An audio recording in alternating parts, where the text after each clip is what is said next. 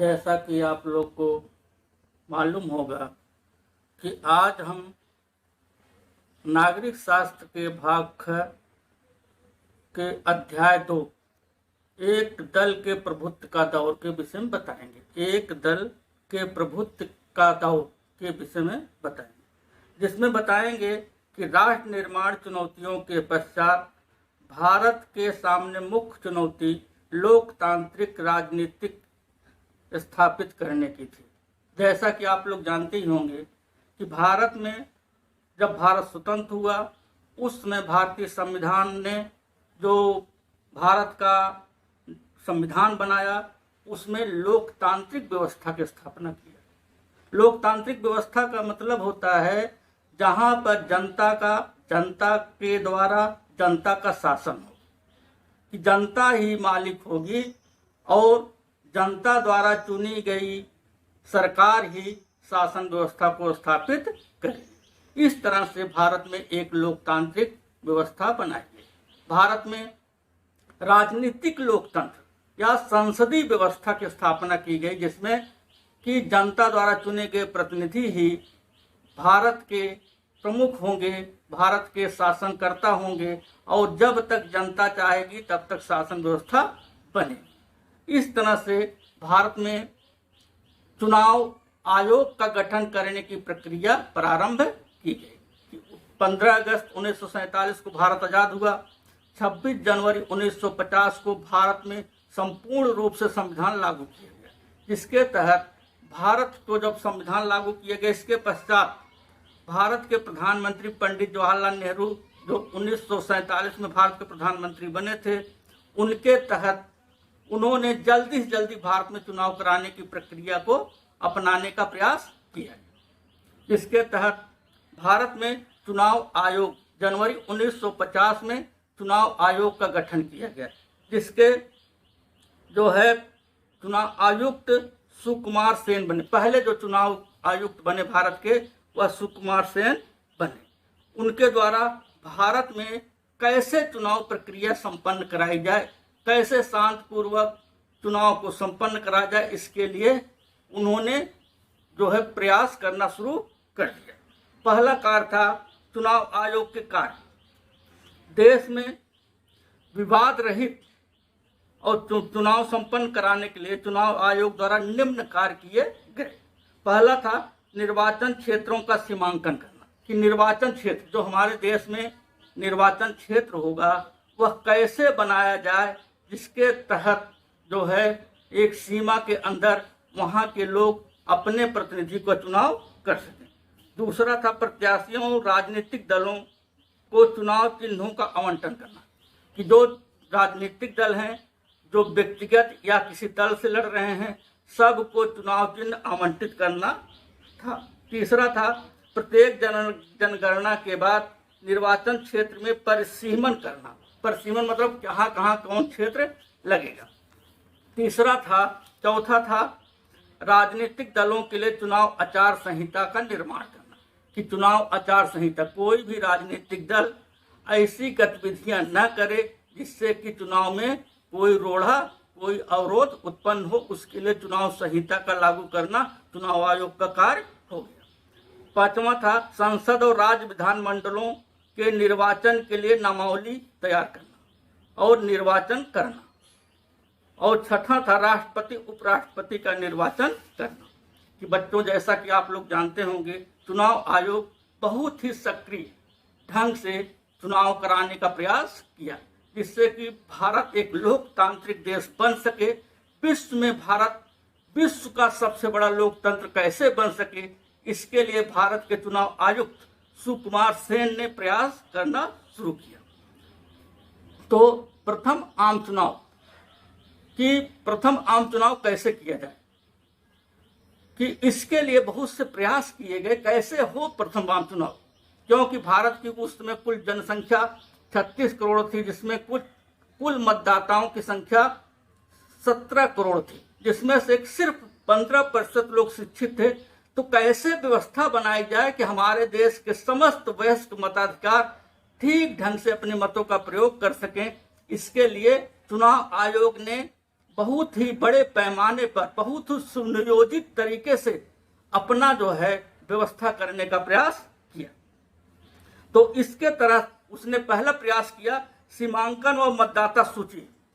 उसने क्या किया, पहले की मतदाता सूची बनाया, जो लोग हैं उनको जो भारत के वयस्क नागरिक हैं वह अपने मतदाता सूची बनाकर उनको उसमें जो है डाल रखा गया, जिससे कि सब अपने जो देश की जनता है वयस्क लोग हैं वह अपने समुचित मताधिकार का प्रयोग कर सके।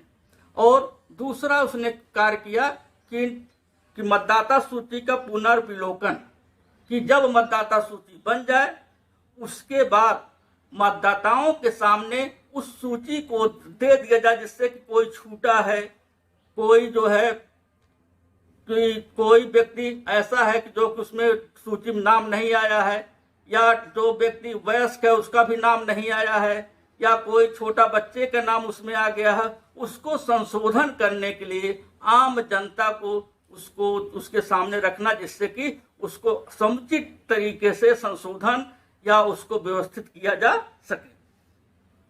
और मतदाता की विशेष पद्धति, कौन सी पद्धति अपनाई जाए भारत में जिससे कि आम जनता आसानी से अपने मतों का प्रयोग कर सके। इसके लिए 1952 में भारत में कुल मतदाताओं की जो संख्या थी 17 करोड़ थी, जिसमें से 489 सदस्य लोकसभा के थे और 3280 सदस्य जो राज्यों की विधानसभाएं थे उसमें कुल सीटों की संख्या थी, कि लोकसभा कुल सदस्यों की संख्या 489 489 और जो विधानसभा जो राज्यों की विधानसभाओं की कुल संख्या थी वह थी 3280। उसके तहत कैसे यहाँ पर शांतिपूर्वक विवाद रहित चुनाव को संपन्न कराया जाए, जिसके माध्यम से देश एक लोकतांत्रिक व्यवस्था को स्थापित कर सके। अंततः मतदाताओं को किस प्रकार से वोटिंग कराई जाए, इसके विषय में भी चुनाव आयोग द्वारा कार्य किया गया। इसके लिए चुनाव आयोग ने बहुत ही सुनियोजित सुव्यवस्थित तरीके से पहले उसने प्रयास किया कि जो इसमें कर्मचारी लगेंगे, जो अधिकारी लगेंगे, सारे अधिकारी कर्मचारियों को प्रशिक्षित किया जाए। बिना प्रशिक्षण के मतदाताओं को कैसे वोट डालना है, क्या करना है, इसके विषय में बताया जाए, जिससे कि जो हमारे मतदाता हैं, जो देश के वयस्क मतदाता हैं, वो अपने मत का समुचित तरीके से अपने मत का प्रयोग कर सके। इसके लिए उसने क्या किया, अधिकारियों कर्मचारियों का प्रशिक्षण, कि इतने बड़े क्षेत्र पर और मतदाताओं को देखते हुए चुनाव से पूर्व सभी अधिकारियों और चुनाव कर्मचारियों के प्रशिक्षण की बहुत ही आवश्यकता थी। चुनाव शांतिपूर्वक संपन्न कराने के लिए 3 लाख से अधिक लोगों को प्रशिक्षण कराया गया, कि 3 लाख से अधिक लोगों को प्रशिक्षण कराया गया, जिससे कि देश में जो है लोकतांत्रिक व्यवस्था को ठीक ढंग से संचालित किया जा सके, देश में लोकतांत्रिक व्यवस्था को बहाल किया जा सके। सर्वप्रथम यह जो है चुनाव आयोग द्वारा किया गया। प्रथम आम चुनाव, सबसे बड़ी समस्या है कि कैसे चुनाव कराया जाए, कैसे जो है विवाद रहित चुनाव हो, जिससे कि जो विपक्ष है या जो जीते जो हारे जो भी हो, वह जो है कभी भी चुनाव आयोग पर अपना जो है आरोप न लगा सके कि जो है चुनाव आयोग ने जो है किसी का पक्ष लेकर चुनाव को संपन्न करा। इसके लिए सुकुमार सेन जो चुनाव आयुक्त थे, उन्होंने बहुत सुनियोजित तरीके से जो है चुनाव कराने का प्रयास किया। इसके तहत 25 अक्टूबर 1951 से चुनाव आयोग ने अपना पहला जो है मतदान प्रक्रिया प्रारंभ किया। यह बहुत ही लंबा चला।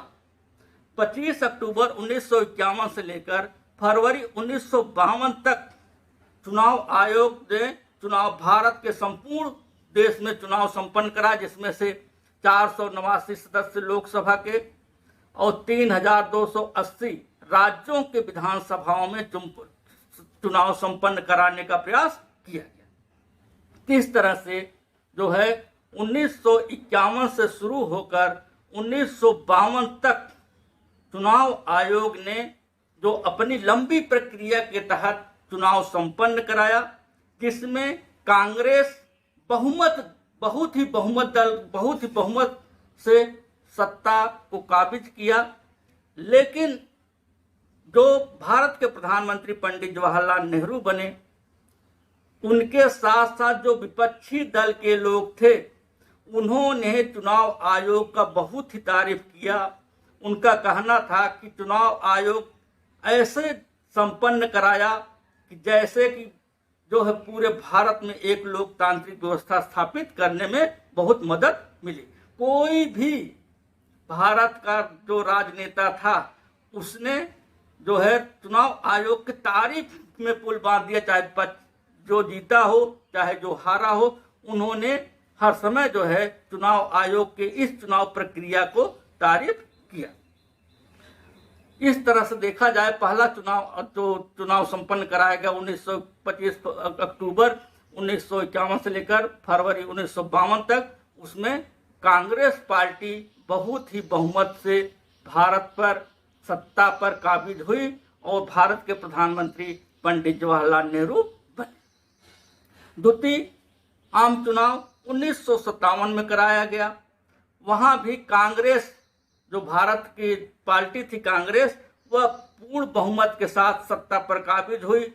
और तीसरा चुनाव 1962 में कराया गया। उस समय भी कांग्रेस ही एकाधिकार बनाए रखी। इस तरह से कहा जा सकता है कि भारत में जो भी प्रथम आम चुनाव, द्वितीय आम चुनाव और तृतीय आम चुनाव, प्रथम आम चुनाव 1952, द्वितीय आम चुनाव 1957 और तृतीय आम चुनाव 1962 में जो चुनाव हुआ, चुनाव आयोग द्वारा जो चुनाव भारत में कराए गए, उसके तहत जो है एक तरफा एक लहर कांग्रेस की तरफ थी। और भारत में अधिकतर राज्यों में और केंद्र में जो है भारत में कांग्रेस पार्टी सत्ता पर काबिज हुई।